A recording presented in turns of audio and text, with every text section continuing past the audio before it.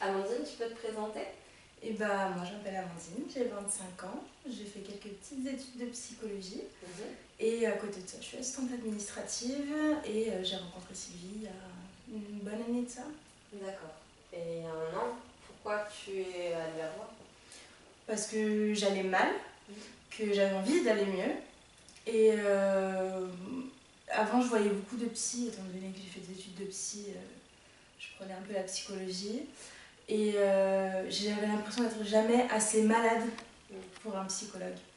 On me répondait toujours vous êtes une jeune femme, vous avez de l'avenir, vous inquiétez pas, ça ira mieux. Mais si je venais les voir, c'est que ça allait pas. Donc je me suis dit, je vais aller voir autre chose. Et la psychologie serait peut-être plus profond, sans être forcément malade comme les maladies, là, on les entend dans la psychologie. Donc voilà. D'accord, donc toutes les fois où tu es allée en séance de psychologie, c'était plus comme si on te mettait un pansement sur une plaie ouverte. Mais complètement, mais presque même pas de pansement. En fait, on me disait, il n'y a pas de plaie. On me disait, il n'y en a pas. J'ai parlé 2-3 fois de choses un peu difficiles, mais je me souviens d'une phrase d'une psychologue qui m'a dit, vous êtes jeune, vous êtes belle, ça ira. Je m'en fous en fait, je m'en fous, c'était pas du tout le but. Si je fais la démarche de venir, c'est que ça va pas, donc je voulais qu'elle creuse. J'en ai vu 3 femmes, peut-être que je préfère un peu aller voir les femmes, et ça a été toujours les mêmes réponses. Rien de bien concret, et donc je me suis dit l'hypnose, j'y croyais pas trop, mais j'étais pas fermée, j'avais envie de découvrir. Je me suis dit il y a peut-être quelque chose de plus profond, et en tapant sur internet j'ai lu un peu les différences d'hypnose, pour pas tomber sur des charlatans surtout, parce que du coup c'est un peu particulier cet univers, et c'est là que je suis tombée donc, sur le site de Sylvie. D'accord. Et donc la première fois que tu y es allée, ça remonte à un an? À peu près, ouais, je me souviens plus très bien, à peu près. Et comment s'est passée ta première séance? Trop bien, trop bien, parce que je parle facilement, mais là j'avais l'impression de quelqu'un vraiment qui m'écoutait. Et une décharge émotionnelle comme j'ai jamais eu, et vraiment très sérieux. Elle a pris ses petites feuilles pour faire mon arbre généalogique, la ligne de vie, etc. Enfin, vraiment je rentrais dans quelque chose d'hyper sérieux, et j'avais toujours aussi cette crainte que ce soit pas un charlatan, du coup, parce que je ne savais pas. Et juste en lui parlant, en lui disant bonjour, déjà on sent qu'il n'y a rien de faux là-dedans. Donc non, c'était vraiment une super expérience. Je me rappelle même qu'elle a fait une toute petite tentative pour voir jamais j'étais réceptive, et ça l'avait un petit peu, enfin peut-être pas étonnée, mais elle m'avait fait remarquer qu'avec moi ça serait facile. Donc voilà.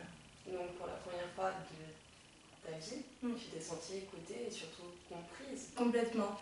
Et qu'est-ce que ça t'a apporté? Qu'est-ce que ça m'a apporté? Du changement déjà, parce que dans ma famille je suis toujours celle, on va dire, qui sait gérer. Amandine, elle sait gérer, il n'y a pas de souci, on la laisse, il n'y a pas de problème, sauf que au bout d'un moment, j'ai plus envie de gérer, j'ai envie qu'on m'aide.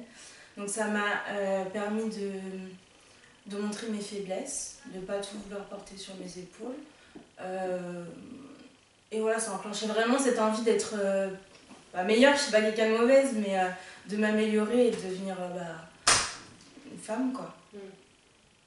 Et est-ce que ça t'a incité, toi qui fais des études de psycho, qui en a fait, pardon, est-ce que ça t'a incité à continuer là-dedans, à essayer ou d'être juste réceptive en tant que patiente, ou d'expérimenter, ou de faire expérimenter aux autres? Ouais, pour le moment, en tout cas, je prends vraiment l'expérience pour moi, parce que je pense pas avoir atteint le stade où je peux apporter aux autres encore. En fait, dans ma vie, j'ai fait que ça, donner aux autres, donner aux autres.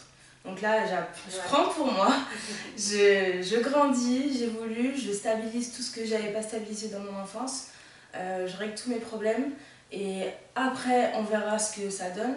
Là, je sens que je suis vraiment, pas sur la phase finale, mais vraiment sur la phase la plus changeante, où je vais peut-être commencer à pouvoir apporter aux autres.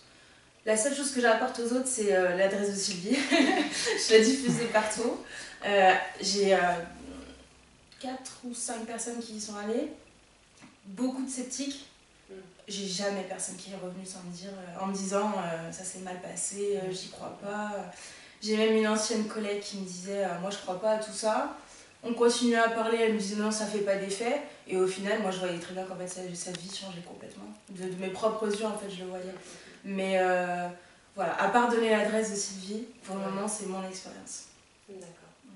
Et quel est ton ressenti par rapport à cette journée porte ouverte, le concept en fait des Deux Cèdres, justement de mettre pas seulement les hypnothérapeutes en relation avec leurs patients, mais les hypnothérapeutes qui fonctionnent avec des naturopathes, qui fonctionnent aussi avec un spécialiste du Feng Shui.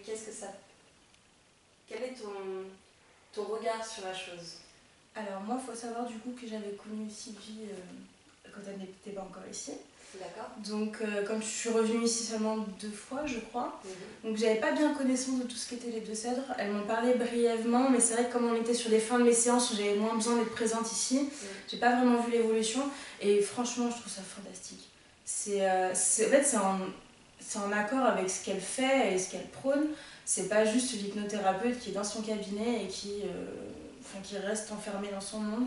Et je trouve que tout est en harmonie en fait. Voilà, c'est ça, c'est l'harmonie, c'est en phase avec l'hypnose, c'est tout un mode de vie. Au final, c'était des choses comme le Feng Shui, par exemple, dont j'entendais parler. Je trouvais ça sympathique, mais bon, je suis pas allée à la conférence, mais ça fait partie de tout cet univers en fait. Ça fait partie du développement personnel, d'aller mieux. Donc je trouve ça complètement cohérent et génial. Là, j'ai fait la conférence EFT et le témoignage de Jean-Luc.